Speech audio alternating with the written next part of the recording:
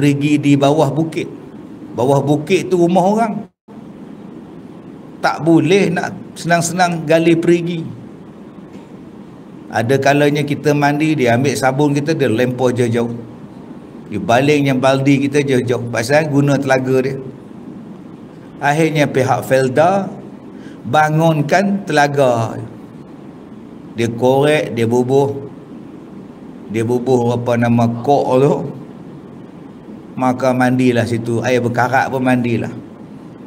Daripada duk minta pada orang lain. Tak sempurna rasanya hidup. 6 tahun tidak ada air, barulah masuk elektrik, barulah masuk bekalan air. Setiap rumah ada bekalan air dan elektrik. Itu di Felda. Mandi air berkarat. Sebab tu Cikgu Cameron, masa saya darjah 3, 4, 5, 6, 7, 8, 9 tu, berkarat muka saya. Air berkarat gila, busuk gila. Minumnya tunggu air hujan. Tak ada dengan tundram pula. Tapi bila dah ada bekalan air dan elektrik, masa tu barulah seronok. Padahal masa kita duduk di kampung, sebelum kita masuk Felda, kita dah ada elektrik di kampung kita. Masuk dalam hutan tak ada pula. Sebab tu ramai peneroka Felda lari balik, seksa hidup. Maka bila rumah kita ada air, ada elektrik, rasa bahagia sangat. Basuh pinggan senang, mandi senang. Seronoknya. Masa itu tidak ada televisyen. Tak ada televisyen. Kemudian setiap satu rumah dah ada TV. Bila dah ada TV, rasa sempurna sangat hidup. Siapa yang tak ada TV, tercangak-cangak kepala dia, numpang jiran punya TV. Itu tahun 70-an, 80-an. Maka sekarang ni semua rumah ada TV.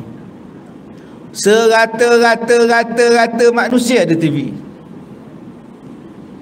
Opah cik cakap, rumah opah cik tak ada pun. Itu pondok opah cik. Balik rumah opah cik di kampung. Pergi rumah anak, dalam bilik tidur anak ada TV. Di ruang tamu ada TV. Dalam kereta ada TV. Dalam handphone pun ada TV sekarang. Nampak tak dia sebut? Dajjal ni dia masuk pada semua orang. Serata-rata orang dia pergi masuk. Kemudian bila ada TV, kita sibuk. Tak sempat nak tengok TV, Ustaz. Makcik tak sempat nak tengok drama pukul 7, Megah Holding. Saya ni kerja, Ustaz. Tak sempat lah sebab saya ni berjalan banyak. Maka dia masuk pada setiap manusia pula. Setiap orang ada handphone. Dulu tak ada handphone tak apa, kita dah ada rumah punya telefon. Tapi bila mak pergi ke kebun, anak telefon tak angkat, telefon rumah. Suami telefon ke rumah, isteri pula pergi beli ikan, tak sempat nak angkat, berlarilah nak hambat telefon. Bila sampai dah habis pula telefon. Sekarang senang, beli ikan bawa handphone, pergi ke kebun pun bawa handphone. Setiap satu orang ada handphone. Sampai dalam jamban pun bawa handphone. Tengah-tengah duduk dalam tandas tu, telefon bunyi. Hello. Hello. Line tak clear. Hello. Line tak clear. Nak clear dia kena keluar pada jamban tu. Terlupa pula pakai seluar. Hello. Orang pula cakap dekat dia, hello brother, seluar mana brother? Lari balik dalam tandas dia. Sebab dalam tandas tu line tak clear. Hello. Sekarang ni siapa yang tak ada handphone, ketinggalan. Siapa yang rumah dia tak ada internet, ketinggalan. Kalau siapa yang tak mampu nak pasang internet, ditolong pasangkan pula. Kita akan menyediakan wifi percuma ya untuk pada semua penduduk-penduduk ya, percuma untuk memudahkan mereka akses kepada mana-mana talian dan sebagainya. Ini adalah satu program kita ya untuk menjadikan rakyat celek komputer, celek internet ya nampak tak? Semua rumah dia masuk hari ni. Bila dia masuk semua rumah, segala propaganda hanya dengan sekali tekan saja. Maka apa yang orang lain dapat, tuan-tuan pun dapat dalam handphone tuan-tuan. Sama ya. Maklumat, berita yang menakutkan dan sebagainya. Dunia akan dilanda dengan kiamat iklim. Adakah anda telah bersedia? Ya Allah, kiamat iklim. Apa benda pula? Kita akan menghadapi suasana yang lebih teruk daripada COVID. Apa dia? Monkeypox, chickenpox, chicken chop, dan yang terbarunya influenza tomato. Astaghfirullahalazim. Tomato pun ada influenza. Kesian tuan-tuan. Sekarang kita dapat benda yang sama. Tengok TV pun benda yang sama, tengok di handphone benda yang sama, buka radio pun benda yang sama. Itulah satu bentuk bagaimana propaganda boleh berlaku. Kalau dulu nak panggil ceramah, apa buat? Pasang banner. Letaklah banner kat traffic light. Sekarang yang buat ceramah pasang banner tinggal al-barakah je lagi dah. Ketinggalan zaman betul barakah ni. Sekarang kalau nak panggil orang dengan apa? WhatsApp. Jangan lupa malam ni ceramah, lupa malam ni. Kuasa tu. Dulu kita nak hantar surat dengan surat. Sekarang tak payah. Kad raya pun tak payah, kad undangan kahwin pun hanya dengan WhatsApp saja. Dan jangan tuan-tuan cakap rasa macam tak raya pula kau bagi kad macam ni je. Rasa macam tak nak pergi kenuri kahwin kau. Adakah kau jemput aku guna WhatsApp? Lama-lama sekarang semua orang guna WhatsApp, dah terima dah. Kalau kita bagi kad jemputan kahwin, dah jadi rare pula sekarang. Begitulah benda-benda yang akan berlaku. Dia akan berlaku dalam setiap rumah kita. Dan sekarang orang memperkenalkan dengan budaya digitalization. Dah berlaku dah. Semua benda menggunakan angka 0 to 9. Maka dia akan berjalan menggunakan digital. Satu hari nanti akak-akak takkan nampak lagi duit. Duit kertas tu tak nampak dah. Mak bagi pada anak transfer. Anak beli barang semua guna kad. Hanya touch saja. Tak ada duit. Duit tak berjalan. Transaksi tidak menggunakan currency. Hanya menggunakan touch screen saja. Bayangkan benda ini akan berlaku pada kita. Duit tak nampak dah. Dulu cukup bulan suami bagi gaji kita allowance. Nah 500. Sekarang tak ada dah. Abang dah transfer.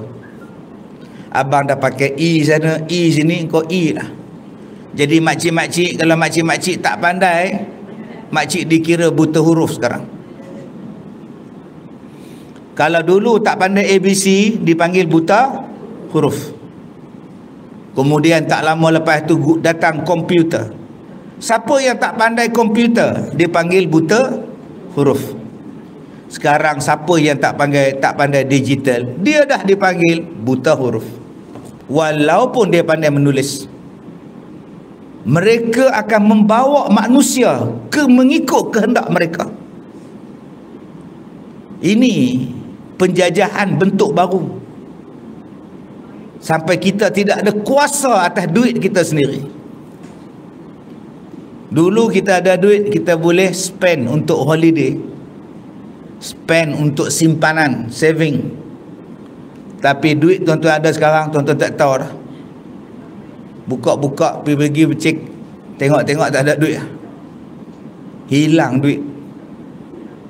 Sebab kadang-kadang ketelusan di dalam sistem itu, dia boleh curi data dan sebagainya.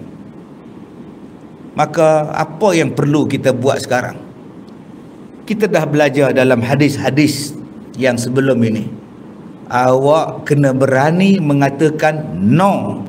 Kami nak ikut sistem Islam. Bila ada transaksi mesti jelas. Bila nak beli barang, mesti nampak barang. Bila nak beli barang, mesti ada redha meredai. Sistem jelas, tuan-tuan. Hari ni banyak benda yang kita beli barang, kita tak jelas apa yang kita beli.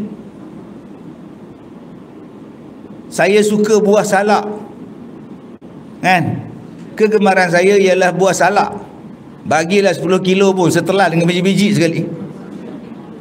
Maka saya pun beli buah salak online. Agak-agak buah salak yang saya beli tu elok ke tak elok? Belum tahu. Sebab saya tak ada kuasa menengok, memilih. Dan bila sampai, katalah buah salak tu sampai busuk, kita pun telefon juga.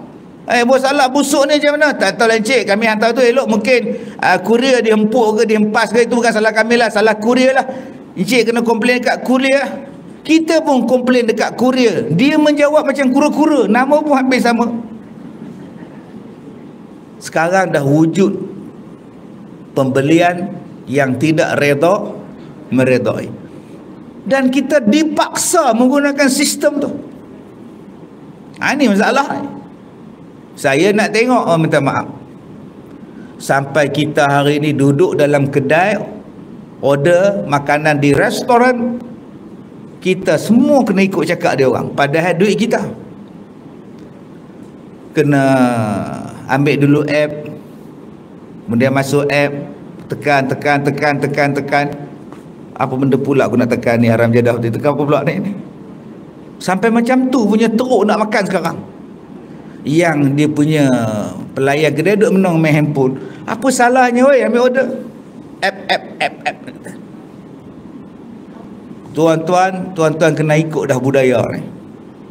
Konon-kononnya nak menyenangkan, dia lagi menyusahkan. Sebab apa? Sebab dia menggunakan kaedah labah-labah.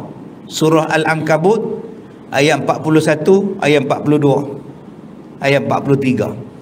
Ayat 40, 41, 42, 43 surah Al-Ankabut, Allah Ta'ala ceritakan bagaimana proses mendapat makanan, bagaimana proses sistem mendapatkan maklumat. Diambil daripada sistem labah-labah membina sarang. Inna auhanal buyut, sesungguhnya rumah yang paling rendah